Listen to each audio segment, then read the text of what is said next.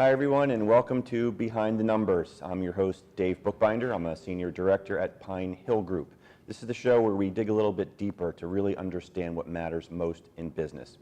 And when in business, when entering contracts and agreements, obviously the expectation is that things will go right, but it doesn't always happen that way. And today we're talking about business litigation with my guest, Stan Cheiken of Stanley Cheiken Law Firm. Stan, welcome to the program. Thanks for having me, Dave. Stan, tell our audience a little bit about your background, yourself, your firm. Okay, I've been doing business litigation, employment litigation, essentially all types of, handling all types of business disputes. I think this is my 28th year. I represent businesses and executives in Pennsylvania, New Jersey, in the state and federal courts, and essentially any which way folks can be fighting over money, business territory, employment, salaries, commissions, compensation disputes, licensing. Those are the sorts of things I do. So we're going to dive into those various subjects. And I think you mentioned that you're serving generally the small to medium-sized businesses. I represent mostly small to medium-sized business or individual or executives in larger business. Typically, if I'm involved in a dispute with a large business, I'm on the other side representing someone that's an employee or an executive with that company. Gotcha. So in thinking about some of the hot button issues that you face in terms of business litigation, corporate governance issues is one topic that I hear a lot about. Yeah. That's something you're seeing a lot of? Right. Well, and again, I'm handling disputes, as you mentioned in the intro. When things don't go well, right, that's when I'm going to get a call. And so, as you know, there are various types of business entities, essentially corporations, partnerships, limited liability companies. And each of those has different rules with regard to governance. And so shareholder disputes, partnership disputes, those are matters that I handle and always have handled. Those, they seem to be immune to the economy. When the economy's good, folks are fighting over their businesses. When the economy goes bad, they're also fighting over their businesses. So that's a pretty steady stream of business. So what kind of things are you seeing in terms of the shareholder matters? What are the typical hot buttons that trigger those litigation issues? As with most business litigation, the trigger is money and fighting over money. So in the shareholder scenario, what we see commonly is a majority shareholder who's unhappy maybe with the contribution of the minority shareholder, or a minority shareholder who feels like the majority shareholder is squeezing him out of the business, is self-dealing, is using the majority control and power over the business decisions to benefit himself personally, which is not allowed. When you run a corporation, when you're the majority in a corporation, you owe a duty to the minority to treat them fairly and not prevent the minority from receiving what they call the fruits of the bargain they made to be an owner. In the partnership scenario, it's slightly different because all partners owe fiduciary duties, or the duty of utmost loyalty and fidelity to each other. And what we see is over time, sometimes folks have a different view of how the business should grow. Some might have a different view of what the fair split of compensation is. And unfortunately, people from time to time have disputes about how to run their business, or how they want to be splitting the benefits of their business, whether it be compensation or otherwise. And if they're unable to work those things out themselves, they need lawyers. And we end up oftentimes in court, arbitration, getting these things worked out. How often do these things wind up in front of a jury? Jury trials are, well, it's very common for litigation to be styled as to be tried in front of a jury. So it's common to file a case as a jury trial. It's exceedingly uncommon for the cases to actually be decided by a jury. The reason being, courts put quite a bit of pressure on litigants to resolve their disputes prior to trial, even more so when there's a jury. There's a common perception that juries might not be the best arbiters of a business dispute because they are unlikely to know much about your business. So there's a lot of financial pressure, and there's a lot of exposure, which oftentimes causes these cases to settle prior to a jury verdict or even prior to a jury trial. In addition, there are many attorneys that move their cases to arbitration, either because there's an arbitration agreement in the party's governing document, or because they just think it benefits the parties to do that. So we don't often get jury verdicts. Okay. We were talking before kind of about the psychology of the way the process actually unfolds, and you mentioned a lot of it's driven by greed. But I think you mentioned to me last week when we were talking something about when business owners are involved, even with good intent, honest people, things go sideways. Sometimes they grow apart. Yeah. It's not uncommon for, even in a situation with just two partners, it's not uncommon for each of the partners to feel like they're bringing more to the partnership and to the business, and feel like they're entitled to more. Oftentimes their partner doesn't share that. You could have a situation where a partner's getting sick and isn't able to provide the same value that he or she once was. And then in situations where you have more than two shareholders or partners, we commonly see the situation where two or three of the partners will have a personality conflict with the remaining partner. And just like you might see at a high school lunch table, we see that with shareholders and corporate officers, and they grow apart and they end up in litigation. Yeah, but you mentioned something also that was intriguing. At the end of the day, when people get angry, and as emotions will tend to rise as you're going through these things, somewhere in the process there's a realization that maybe you bring to them that there's a business decision here as well, and you've got to be prudent about how far you take the anger. When you are in a business, when I'll put it to you this way, my best clients, or the clients whose decisions I value the most, are folks that in the midst of a complicated and acrimonious business litigation are able to find a business solution to that litigation.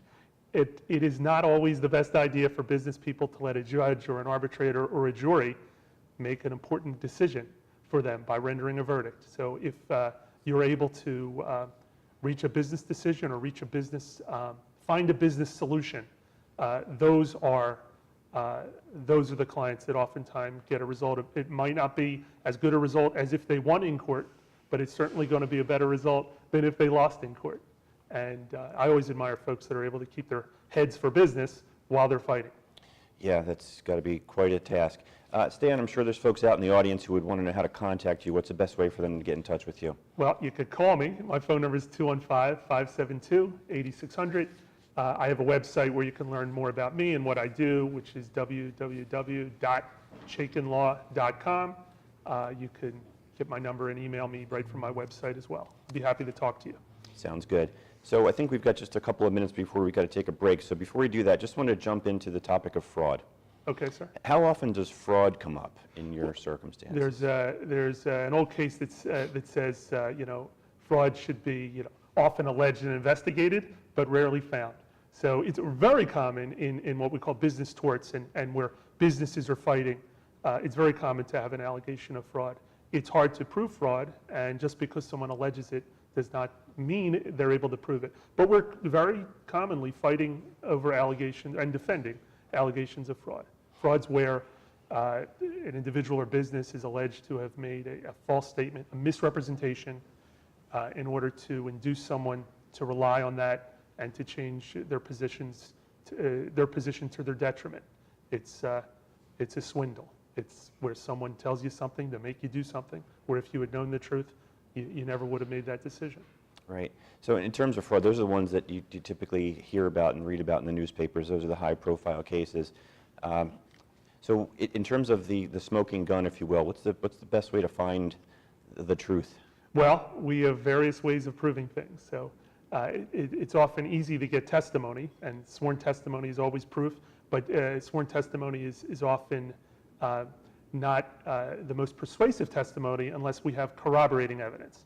So in business litigation now, the majority of the evidence we see and offer is in the nature of documentary evidence, and particularly electronic evidence, emails, text messages, of course letters, and correspondence, where we're able to recreate what was occurring, what the business people were thinking. And in a fraud case, if I can unearth that email which places knowledge of the falsity of a statement on the person that makes that statement prior to him making the statement. Well, my fraud case is made.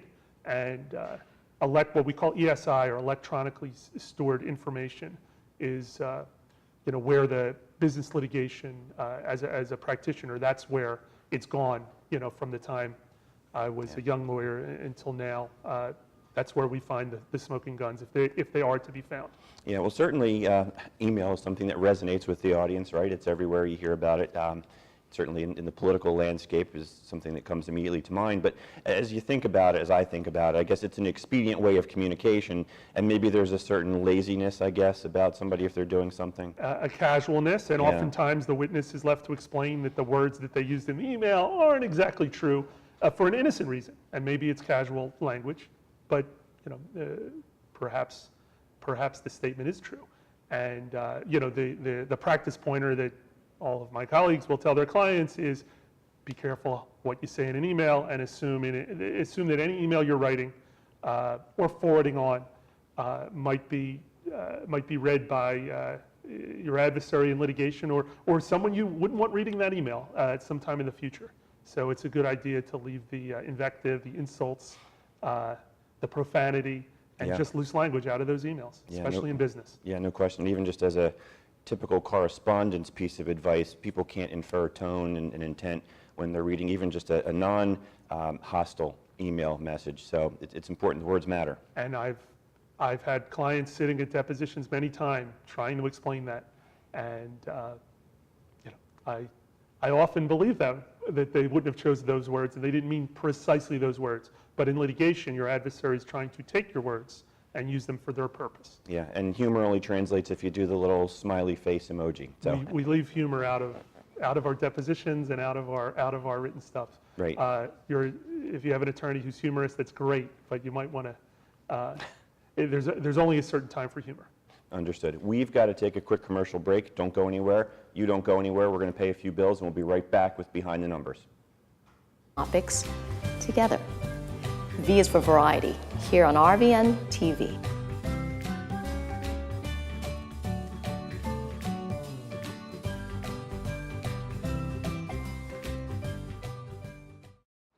There you go, Richard. Oh!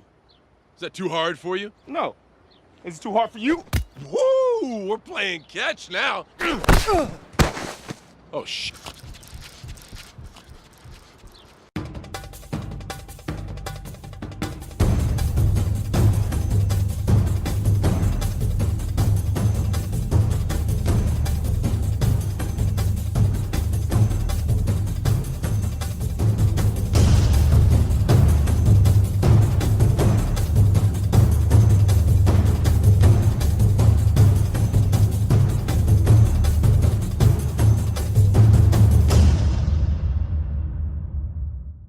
Why should you choose Rowan College at Gloucester County? Low cost, the #1 nursing program in all of New Jersey. More than 70 programs of study, including selective admissions. With record enrollment. A premier partnership with Rowan University. Transfer options with numerous universities. 4-year degree options on our campus. Rowan College at Gloucester County. Now you're thinking.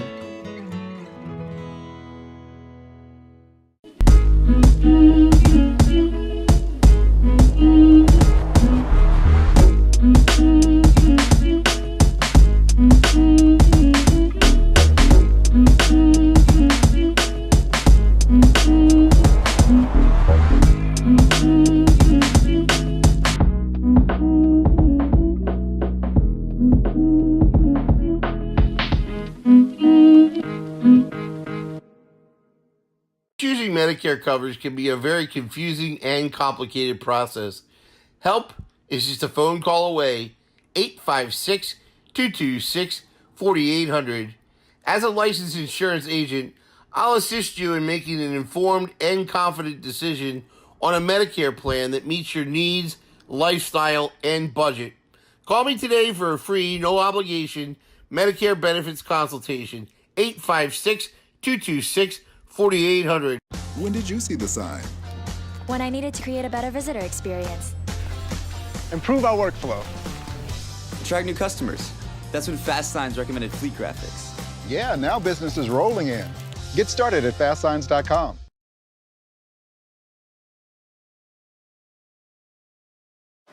What do I want to be when I grow up? Maybe a musician? A veterinarian? Maybe an equestrian? A mommy?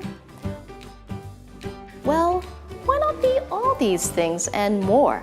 Consider joining me, Dr. V, with friends and colleagues as we explore a wide range of topics together.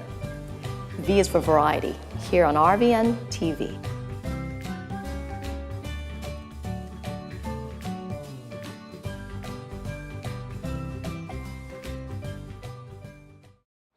There you go, Richard. Oh! Is that too hard for you? No. Is it too hard for you? Woo! We're playing catch now. Oh, shit.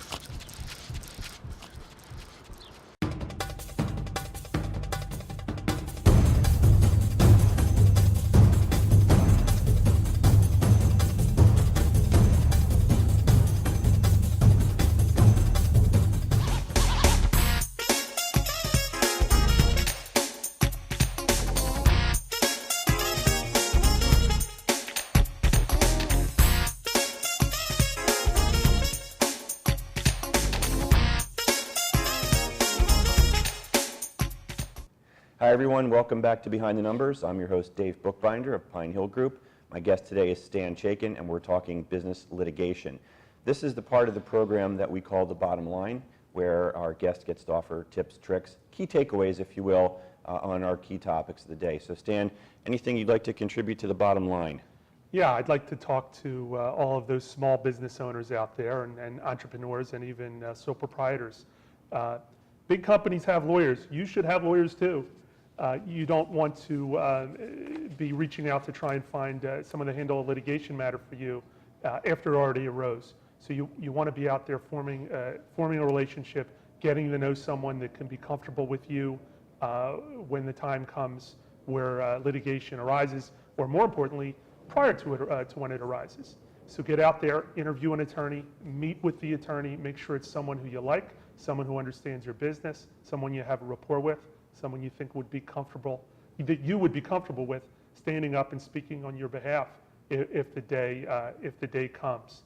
And keep in mind that a retainer agreement or an engagement with an attorney is also a business agreement. And make sure you're getting a budget and you're negotiating an agreement that works for you and your business, so that you find yourself satisfied with not only the professional service you're getting, but also the business service you're getting. That'll work well for you and your business. Yeah, that's great advice. You don't want to be having to get an attorney necessarily when you're in the middle of that conflict.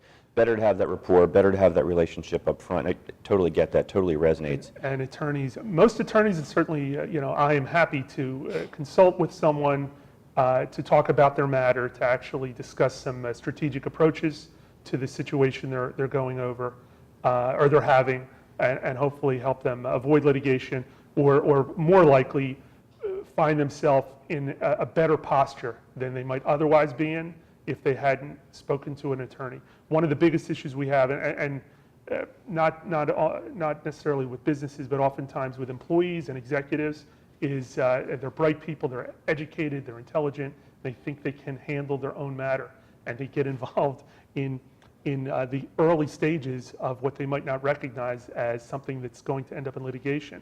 And they start to make statements and make strategic decisions without the benefit of the legal advice that they're going to be getting later.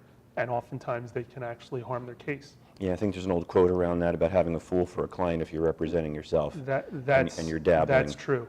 And my entrepreneurial clients want to know all about, they want to learn. So they want to know all about what we're doing and what the strategic decisions are, and I'm happy to talk to them about that. But that's the personality type that is most likely to start representing themselves before they get a lawyer, and they can harm their case. I can give you an example of that. Please. I handle, as part of the business litigation matters I do, I handle employment discrimination matters.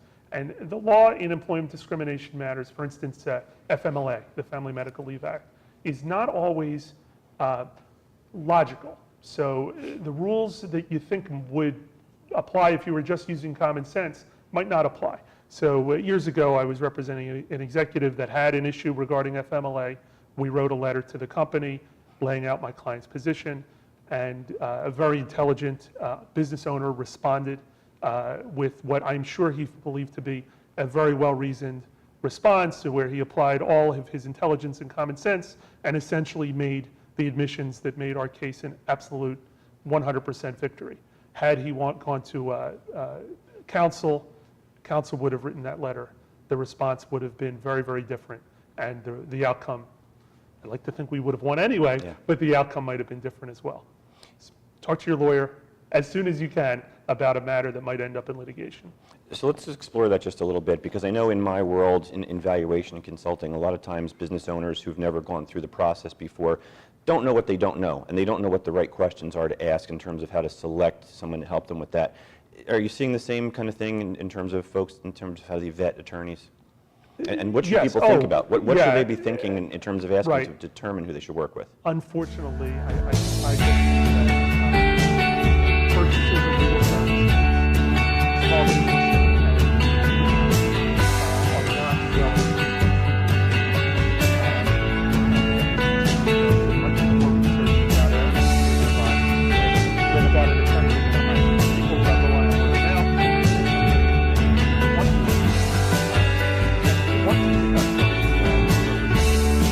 And I will. But folks ought to be talking about how they would, what their strategic approach might be to that case. Talking about what the options are, what the costs might be.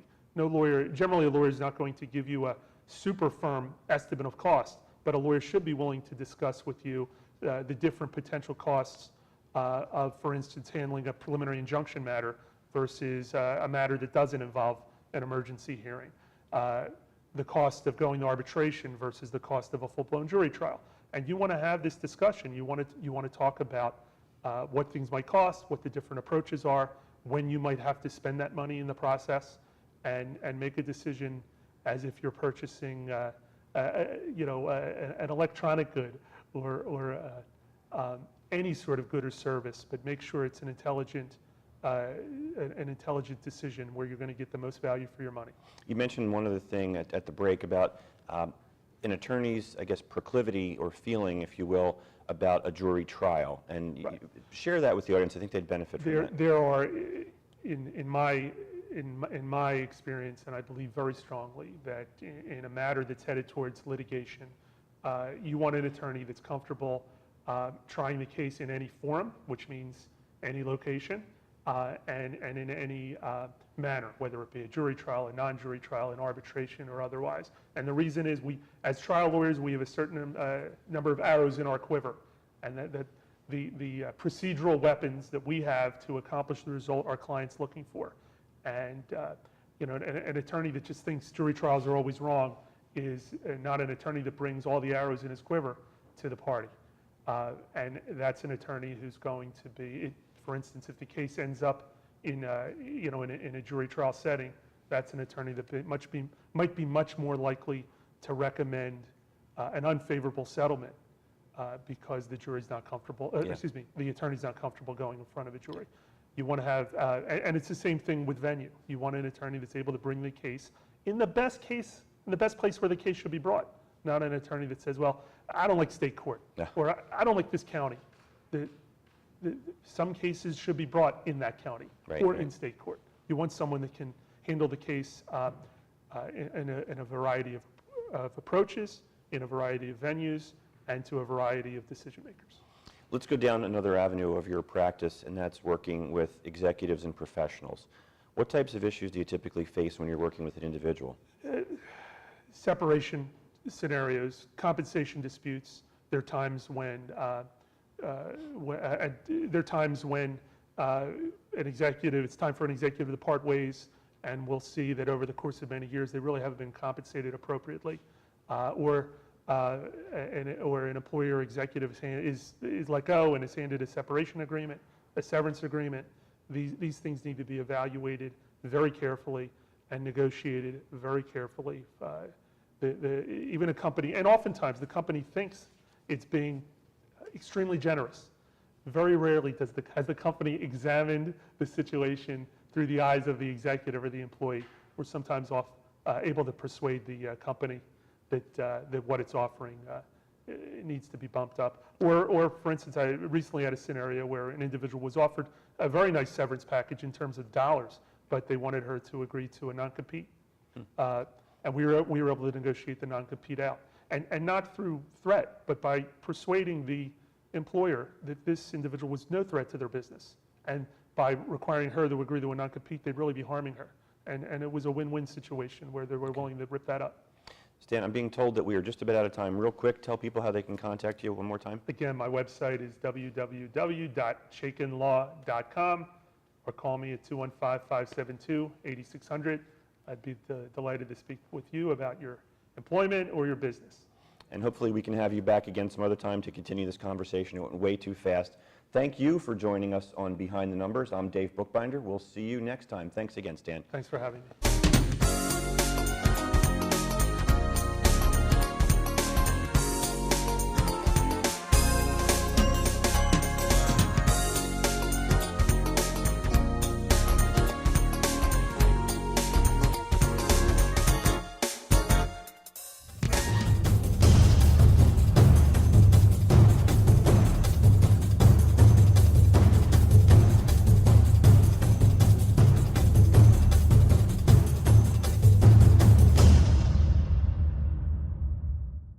Why should you choose Rowan College at Gloucester County? Low cost. The #1 nursing program in all of New Jersey. More than 70 programs of study, including selective admissions. With record enrollment. A premier partnership with Rowan University. Transfer options with numerous universities. 4-year degree options on our campus. Rowan College at Gloucester County. Now you're thinking.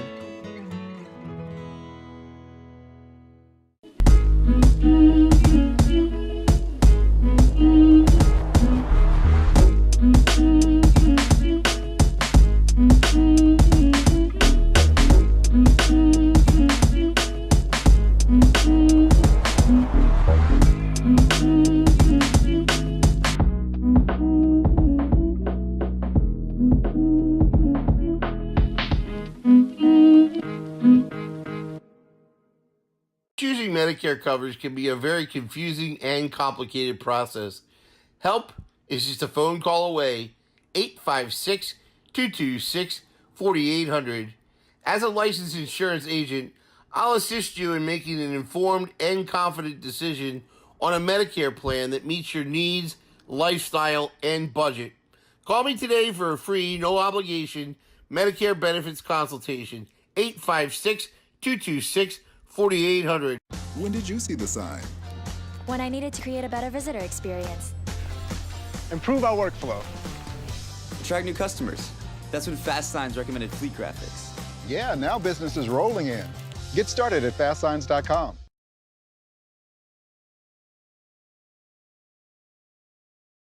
What do I want to be when I grow up? Maybe a musician? A veterinarian? Maybe an equestrian? A mommy? Well, why not be all these things and more?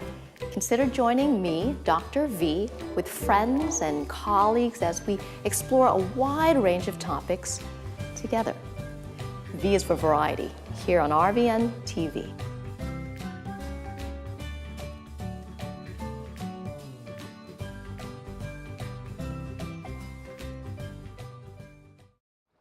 There you go, Richard. Oh! Is that too hard for you? No. Is it too hard for you? Woo! We're playing catch now. Oh, shit.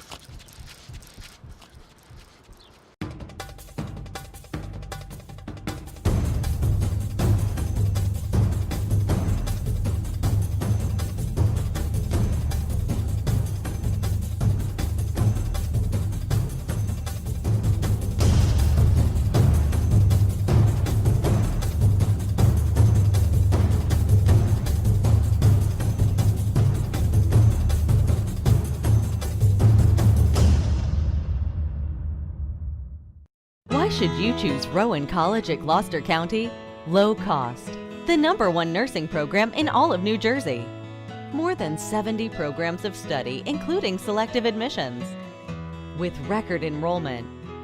A premier partnership with Rowan University. Transfer options with numerous universities. 4-year degree options on our campus. Rowan College at Gloucester County. Now you're thinking.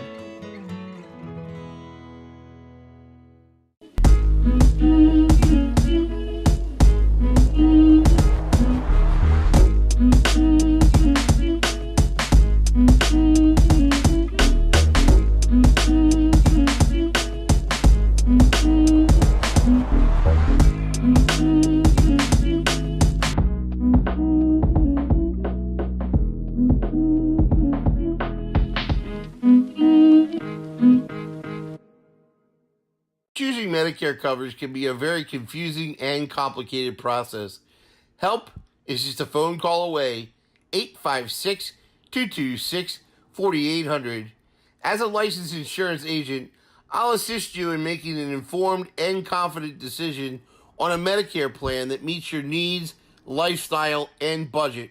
Call me today for a free, no obligation Medicare benefits consultation, 856-226-4800. When did you see the sign?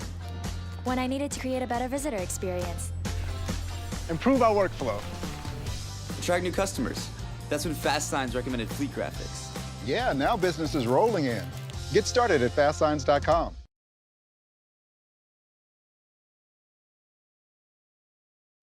What do I want to be when I grow up? Maybe a musician? A veterinarian?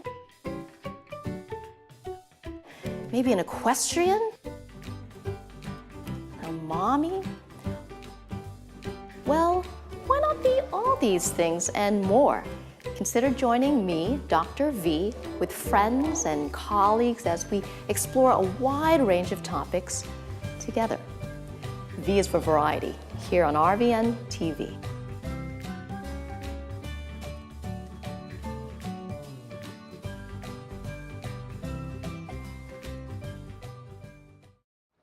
There you go, Richard. Oh! Is that too hard for you? No. Is it too hard for you? Woo! We're playing catch now. Oh, shit.